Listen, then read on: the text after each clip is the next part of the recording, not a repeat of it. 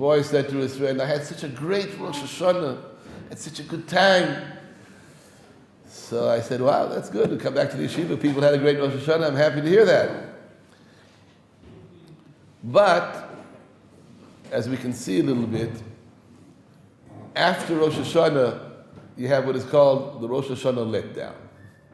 After working so hard on Rosh Hashanah, davening, and then especially this year, right after Rosh Hashanah, you had Shabbos Tshuva, 3 days in a row, that you're at this level of Kedusha.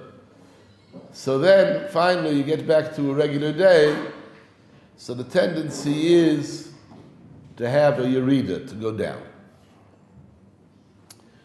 So, our job, the purpose which we have at this stage, is to continue the momentum, to find different things to stimulate us, that we should continue the accomplishments which we had during Rosh Hashanah and give them more momentum and move them forward in the days to come. The truth is that if it wouldn't have been for the Rav Perlman asked me to come to say Shmuz today, probably wouldn't have showed up because I was so knocked out after Rosh Hashanah. But that's my momentum now. I have to do something that gives me an incentive to continue. But it's always a little bit of a shock. After Rosh Hashanah, you have Tzom Gedaliah.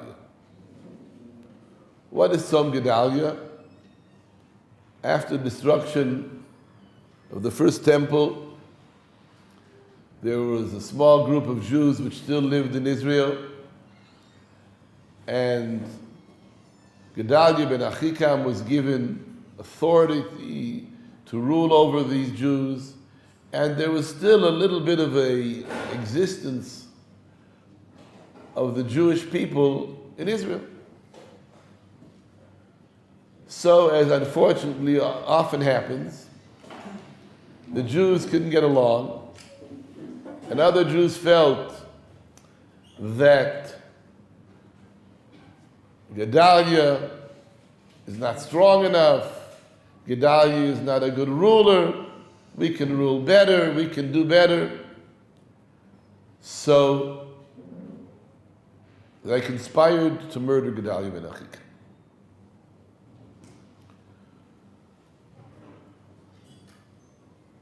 People found out about this conspiracy, and they came and they warned him.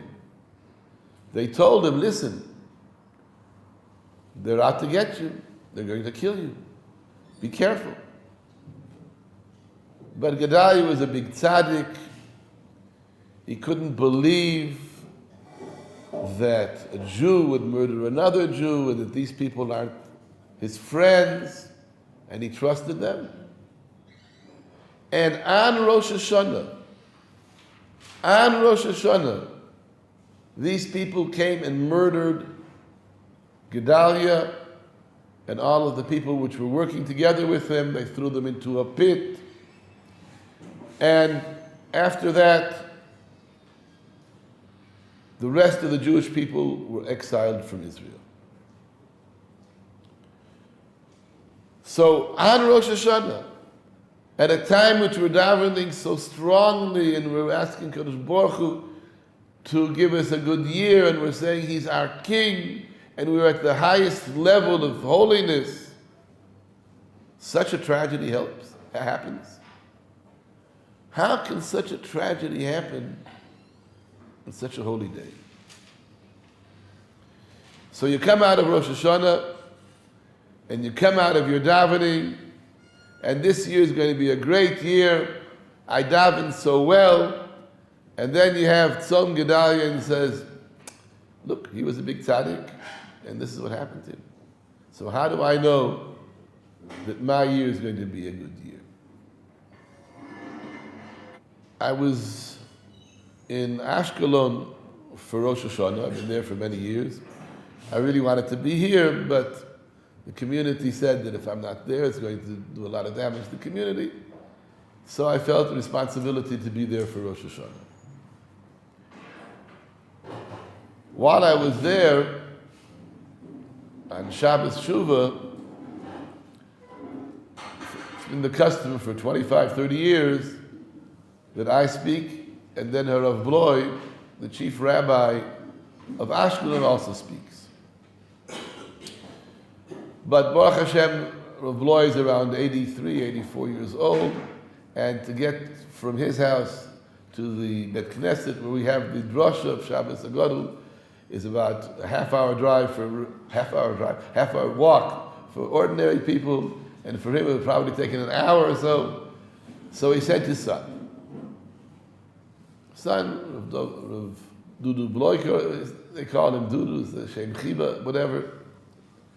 So he told over an interesting thing, that after the 3 boys were kidnapped and murdered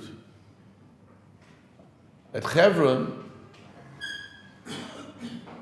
someone from Beersheba came to the army and said that he had given one of the boys a hitch, a tramp, whatever you call it, to the point where he dropped him off where the other 2 boys were waiting. And because he didn't take him all the way home or to at least a safer place, he was killed. And he felt terrible, that it was really his responsibility. I mean, he didn't know what was going to happen. He wasn't chayiv, there was no responsibility for him to take the guy home. But he said, if I would have thought of such a possibility, I would have driven out of my way just to take the boy home. And I think for the rest of his life, he's probably going to be haunted by the fact that he had the boy in his car, and because he dropped him off where he dropped him off, he was murdered.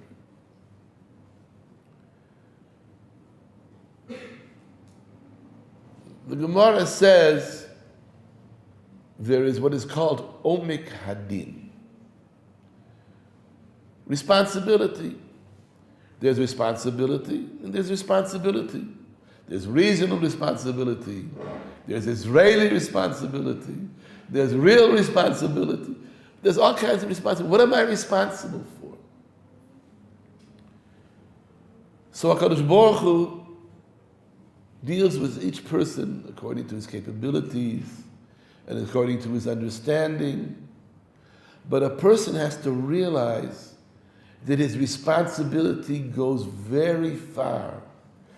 He can't just be responsible for obvious things.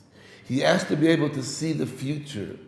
He has to be able to calculate what is going to be good, what the results are going to be, and how I can carry my commitments into everyday life, not just to leave them on Rosh Hashanah and then have them with me for a few days afterwards, Yom Kippur, Sukkot. I was telling the boys in my shir that on Rosh Hashanah, it's like rebooting the computer. The computer has all kinds of viruses, all kinds of things. Your mind is wandering around in all kinds of different directions. And you're not concentrated. Comes along Rosh Hashanah, and everything's pushed aside. You have no responsibilities. You're not going any place. Davening starts whenever it starts, 6 hours, or with how many hours. You're there, and that's it. So everything is pushed away, and you can reevaluate what your priorities are. Reconnect yourself with the HaKadosh Baruch Hu. I once heard about a certain big Talmud Chacham.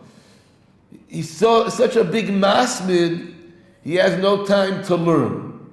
He's so busy, doing this, doing that, doing the other thing. He can't concentrate, he can't evaluate, he can't take the sum total of the study that he's doing and utilize it in the proper fashion. The amount of hours, the amount of dapim, pages that you learn, that's not what really counts. What counts is how do you use it? How do you understand the implications, what it means, in order to implement it in this world? So on Rosh Hashanah, we start rebooting. We start saying, look, I have this that I'm doing and that I'm doing. I want to become a millionaire by the age of 28, or else I want to learn Shas by the age of 23. But everybody says his own thing. Right? I'm going to accomplish this, I'm going to accomplish that. Stop. What are you doing? Why are you doing it? For whom are you doing it? That is what Rosh Hashanah is all about. But after Rosh Hashanah is over, and you've rededicated yourself to a purpose, to a goal, you have to understand that the way to get to that goal is not always obvious. Not always is the direction, the goal, a straight line from where you are to where you want to go to. But there are many different considerations and many different obstacles and many different people around you which you have to take into consideration to be able to accomplish that goal. Therefore, right after Rosh Hashanah, we have Tzom Gedaliah. The Gemara says that the people that were killed and thrown into the bore, into the pit, they were the people that Gedaliah killed. So the Gemara says, did Gedaliah kill them? Gedaliah was one of the people that were killed. Yes, Gedaliah killed them because he didn't calculate things properly. He wasn't careful enough. He didn't take into consideration all the different factors which can influence you. And when we get out of Rosh Hashanah, when we start the Aseres Yemei Tshuva, we start trying to figure out what should we do to accomplish what we want to really do, to strengthen our relationship with the Kadosh Baruch Hu, with God, His world, Judaism, our life, our family. We have to be able to take into consideration what can keep us from getting in that right direction, from accomplishing what we're supposed to accomplish. Okay, so we've gotten to the Aseres Yemei Tshuva, and we have to accomplish something, and we have to be careful about what we're accomplishing it. So I saw a Maral, and this Maral is really very interesting. The Maral also asks, why is it that Gedaliah Ben Achikam, why was he killed in the Aseres Yemei Tshuva?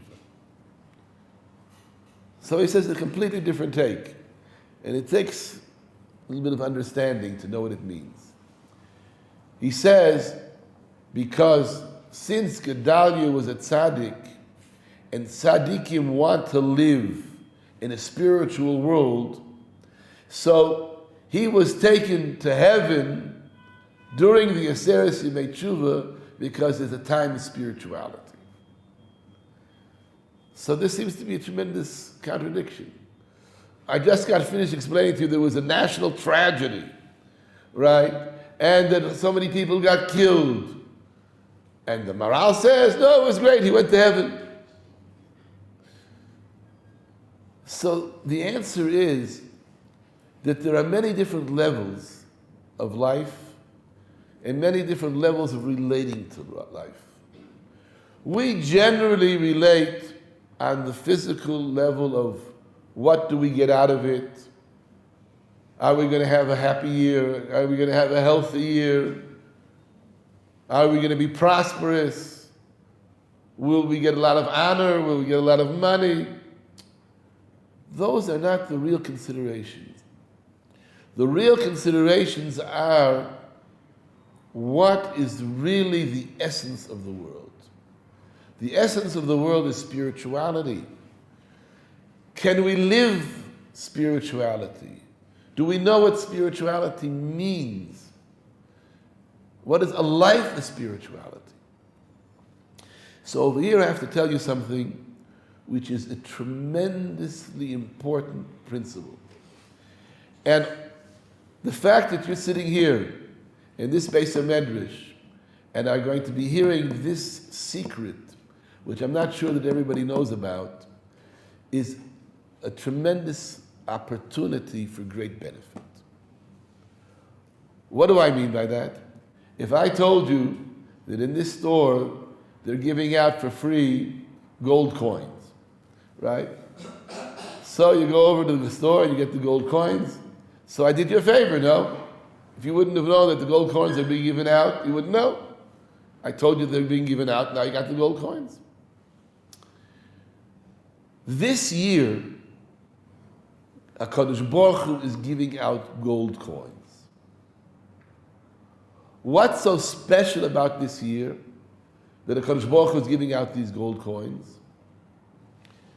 So over here, we have to understand something important. This year is called Shemitah, the Shvius year. This year, there are all kinds of halachas, what you're allowed to eat, what you're not allowed to eat. You're not allowed to work the land.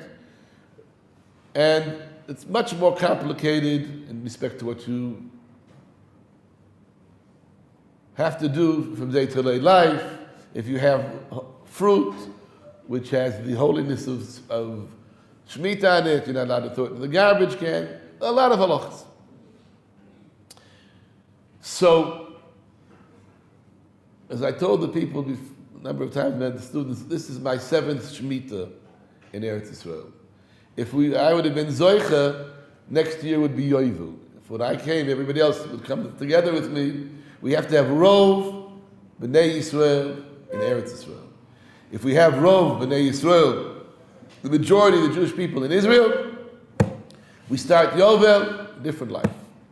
So everybody here, you have a few friends in the States, or in South Africa, or in England, tell them because of you guys, I'm not having Yovel next year. It's your fault. You're responsible. So, okay, I'm missing out on Yovel, but we'll get there sooner. I hope I last that long. We'll see. At any rate, but the Yovel, the Shemitah year, has a special holiness to it. So I have written down last Shemitah, Tov Shin Samach Ches, the Shemitah before that, Tov Shin Samach Aleph, the Shemitah before that, Tov Shin Nun Gimel, and I have the droshes that I said those years. So last Shemitah it came out the same thing as this year. Rosh Hashanah was Thursday, Friday. Shabbos Tshuva was immediately after Rosh Hashanah. Yom Kippur was on Shabbos, and the whole year was Shemitah year. So the connection between Shabbos and the connection between the Shemitah year is a very, very deep concept. So let me see if I can explain it to you. What do we do on Rosh Hashanah? We make HaKadosh Baruch Hu the king on us. What is the word king? How is the word king spelled? Melech. Mem, Chof, Lamed. Mem usually represents Moach, the mind. Lamed represents Lev, the heart. Chof represents Kloyot, the kidneys. And in Jewish thought, this concept is a very important concept. The moach, the mind, has to control the heart, which has to control the body. By a lot of people, the body controls the heart, and the heart controls the mind. A guy sees something that he lusts after. So then he thinks that lust is love, and then the love that he thinks, which is really lust, convinces his mind that this is the greatest thing in the world. And then he gets himself full of drugs and alcohol and has whatever he does. That is Kloyot Lev Moach. It says that Bilam Harosha, when he wanted to curse Klal Yisrael, he was supposed to say the word Kloim, destroy them. Chof Lamed Mem, at the time when the Kadosh Baruch Hu was angry with the Jewish people. So Kloim, which also means Klum, Ephes, Gornet, a zero. When are you a zero? When your body controls your heart and controls your mind. But we have the opposite. When your mind controls the heart and controls the body, then that's Malchus. That's doing things in the proper fashion. That's living according to the dominion of God. Now, I just noticed this year, the letter Mem, it's on the line. Doesn't go higher, doesn't go lower. The letter Lamed goes above the line. The letter Chof goes underneath the line. The ability of Moach, Lev, Kloyot, the ability of Malchus, is to control the world, to go to the heights and to the depths, and to have everything under control. And in essence, that is the most important part of learning Torah, and what we'd like you to accomplish here in Or Sameach is that the mind controls the heart and controls the body, and therefore you do what is right, the right thing to do. But it's more than that. Once you act this way, you're acting in a fashion which brings you close to HaKadosh Baruch Hu. Therefore, on Rosh Hashanah, we have Kabbalah's Ol Malchus Shamayim. We bring HaKadosh Baruch Hu close to us. If we bring HaKadosh Baruch Hu close to us, so immediately after that, we have Shabbos Tshuva. Right after Rosh Hashanah, we go into Shabbos Tshuva. So the Gemara says an interesting thing. The Gemara says that Adam Arishon was created the first day, and the Gemara enumerates what happened each hour of the day. The seventh hour of the day, Adam Arishon was given his soul. Remember that. 7 is soul. After he got the soul, he was put into Gan Eden, and he sinned, and he was thrown out of Gan Eden, and the 12th hour he was supposed to be killed. Adam Arishon was supposed to be killed. When he sinned, he was supposed to be killed. What happened? Came along the Shabbos. Shabbos jumped in and saved him. Shabbos jumped in and saved him. So Adam Arishon says, Shabbos, thanks a lot, you saved my life. And therefore, immediately after Rosh Hashanah, he said, Nizmor Shir Liyom HaShabbos. He wanted to sing for Shabbos. So Shabbos said, wait, don't sing to me. I'm only a messenger of HaKadosh Baruch Hu. Tov Lahodos Lashem. Let us both together praise God. And therefore, for generations and generations, we say Mizmor Shir Liyom HaShabbos, to accept Shabbos upon us, and especially this year, where it's just like it was at the time of Rosh Hashanah. After we have the judgment of Rosh Hashanah, we go straight into the holiness of Shabbos. What is that holiness? An appreciation of what HaKadosh Baruch Hu does for us. An appreciation that we have a relationship to HaKadosh Baruch Hu. And therefore, Shabbos is the time when we can relate to HaKadosh Baruch Hu. Shabbos is the time when we can have spirituality. Now, what in our physical world brings us close to HaKadosh Baruch Hu? So, what we have is Shira. Singing, and this I understand that here the Rav Perlman tries to his best, and other places also, the songs that we have on Rosh Hashanah, they're the things that lift us up. My son just married a granddaughter of one of the first Talmidim of Shlomo Karlbach. And I spoke to him that Rav Shlomo had a capability. I mean, Shlomo was a very controversial personality. I'm not giving a blanket haskama on whatever he did, but he had a tremendous power. He had a power to take people that had no connection whatsoever to Judaism and connect them to a real commitment to HaKadosh Baruch Hu. What did he take this with? He took it with the koach of shira, the koach of song.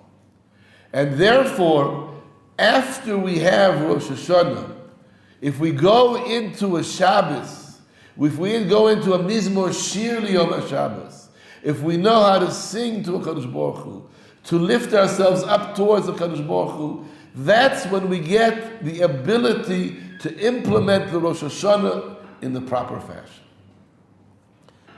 The Maral says that what is Shira? What is singing? Why does it have a special power? So he says an interesting lotion. You have to get used to the Lashonis of the Maral. But the Maral says that Shira means Hisdapkus ha'olul la'ila, the binding of the thing which was created to the thing which created them.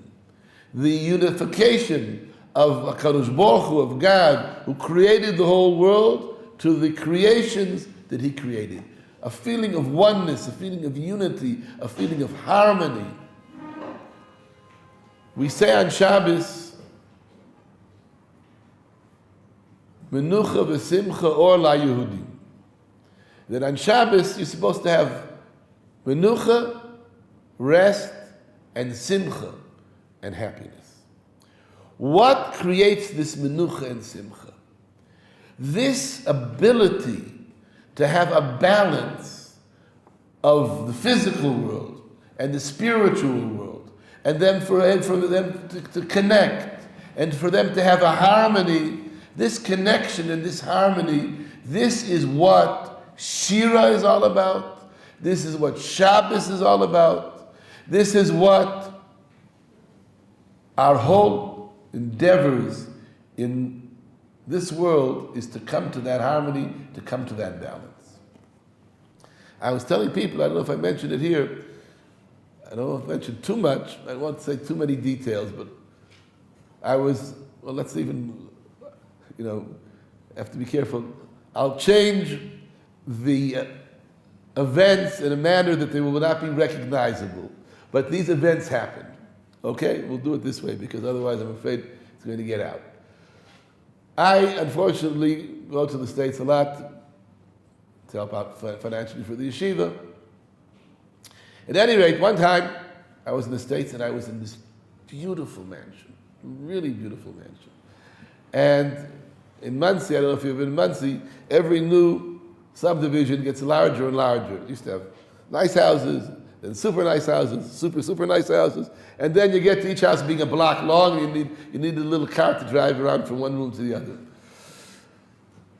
But in this house, I happen to know that there was tremendous strife. One brother doesn't speak to the other brother. The mother, there's the same similar story in Toronto. Father drowned, the son committed suicide. I'm talking about religious families, not talking about non-religious families. I'm talking about religious families. So I was speaking to somebody, so he told me that in their family they say that menucha and simcha is only in the zmirus. You can sing about it, but to live it, that doesn't exist. So I didn't want to say, why? Because the money is so important. No, that's not the point. The point is that to be able to get to that balance, there's a special brocha which we have. That's the brocha of Shabbos. And therefore, the concept that right after Rosh Hashanah we have Shabbos Tshuva, that is a remarkable thing, and it's a special blessing. But when do we come to the true balance between the soul and the body? That's on Yom Kippur. Now we're going to be preparing for Yom Kippur, and on Yom Kippur we have a situation in which we come like angels. The spirituality becomes part of us. Those of us that can pray in Yom Kippur and daven in Yom Kippur, they don't feel that they're fasting. They feel that they are lifting themselves up and entering a new plane, a new dimension of life. Now this is on every Yom Kippur. But if Yom Kippur comes out on Shabbos, so then you have what we used to say, a double whammy or something like that. First you have Rosh Hashanah, right into Shabbos Tshuva. Then you have Yom Kippur, when? On Shabbos. So then the spirituality, the life of spirituality, the equilibrium and the balance between the spiritual world and the physical world, which is what Shabbos is all about, that we get strengthened again on Yom Kippur. But all of this is in a regular year. A regular year, Shabbos right after Rosh Hashanah. Yom Kippur and Shabbos. But what happens if you have a whole year of Shabbos? What kind of spiritual uplifting can you get then? Everything in respect to your physical life reflects spirituality, reflects holiness. I remember in the first Shemitahs, it was so difficult to keep Shemitah. You had to go find a special store. There were very few stores. The merchandise was usually third grade merchandise. It was a real hassle. Until they got organized, until everything was done properly. Now, I asked in Ashkelon, what are you going to be doing about Shemitah? So they have this store called Osher Ad. It's a gigantic supermarket, tremendously cheap prices, the best hechsherim, mahadrin, ifrati, this, that. Things have become organized. It's possible to do and to relate to Shemitah in a much easier fashion. So it comes out, we have a year of Shabbos Tshuva, of Yom Kippur Shabbos, the whole year Shabbos. So imagine what type of spiritual level of holiness we can get to. And now I want you to make this clear. What is spirituality? How do we measure spirituality in everyday life? You're holy, right? What makes you holy? The Pope's also holy. Everybody's holy. What makes you holy? The answer is, if you can have the proper balance between the spiritual world and the physical world. You can have the proper balance between your personal serving HaKadosh Baruch Hu and your relationship to other people around you. If you can have the proper balance, those of you that are married, between you and your wife and your children, and let me tell you, it's a tremendous hassle to be able to get the proper balance there. The younger you are, the easier it is. The older you get, it becomes more and more difficult to be able to balance everything properly. But if you build your life on spirituality, if you build your life on a relationship to HaKadosh Baruch Hu, if you build your life on measuring everything according to spiritual guidelines, then it's possible. Not always. We're going to fall. We're going to have casualties. We're going to have catastrophes. That's why right after Rosh Hashanah, you have Tzom Gedaliah. Don't expect everything to go 1, 2, 3 is easy. There's always going to be problems. There are always going to be difficulties. If there were no problems, no difficulties, you'd be dead. There's a story about the Tzanzer Rebbe. The Tzanzer Rebbe was a Goin Oilim, but he was physically handicapped. And he was the son-in-law of Rav Baruch Tam Tumim, who was the Goin Oilim of his generation. And he became very sick. There's a story about his wife. His wife didn't marry. I will tell you the story some other time. Anyway, so they came, everybody's davening for the Tzanzer Rebbe, he should stay healthy. So they say he's such a big tzaddik, he's such a big Talmud Chacham, he's a Goin Oilam, Baki in Shas, all davening the schus of the Tzanzer Rebbe. Comes in, Rav Baruch Tum and says, hey, he doesn't know Shas, it's all superficial, he's not such a big tzaddik. He has many things he still has to fix himself up on. You think he's such a great Balmidas, he still gets angry. So they look at the Tanzer Rebbe and he said to him, what are you doing? He said to Baruch Tam, what are you doing? We're bringing Spalel for him. So he says, I'm being Spalel for him also. If he's already been perfect, so he should go up to heaven like Enosh, right? Like Gedaliah Ben Achikam. Going to heaven, you've done what you have to do in this world. We are always going to have challenges, and that's what we're here for, that's what we're living for. And if we have a challenge, we have a difficulty, we have to understand that's how we grow. By athletes, the more difficult the field, the more difficult the accomplishment, the more pleasure they get. Because they're doing something, they're accomplishing something, they're overcoming obstacles. So right after Rosh Hashanah, boom, Fast of Gedaliah. No, you should know there's going to be problems. But you have to know how to overcome them. You have to know how to accomplish what has to be accomplished. And over here, I want to tell you a little thing about Shabbos. The Gemara in Rosh Hashanah says, in Daf Lamed Aleph, that on Shabbos they had special songs, right? These things which connect us to Kadosh Baruch Hu, that they sang in the time of the Korbanos on Shabbos. So in the morning they sang Mizmor Shir Yom HaShabbos. In the afternoon for Musaf, what do they sing? Ha'azinu Hashamayim V'adabeira. The Shira that we sang, which we read on Shabbos. What did they have for the last Korbanos for the afternoon? Oz Yashir Moshe, Shiras Hayam, and Shiras HaBe'er. Every one of the Korbanos had a shir. So the first question is, why does Shabbos, all of the Korbanos have shir? So according to the way we're explaining, it makes sense. Shabbos is connecting to spirituality, singing is connecting to spirituality, equilibrium, menucha, real menucha, menucha v'simcha. It makes sense. But I want to add a new dimension to it. Listen to this. When HaKadosh Baruch Hu created the world, the first day, he was Melech Levado. There was nobody around. The second day, he made the angels.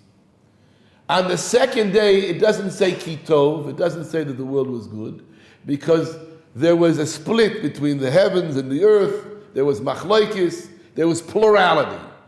Plurality invites strife. Plurality invites Machlokes, arguments. So there's no Kitov.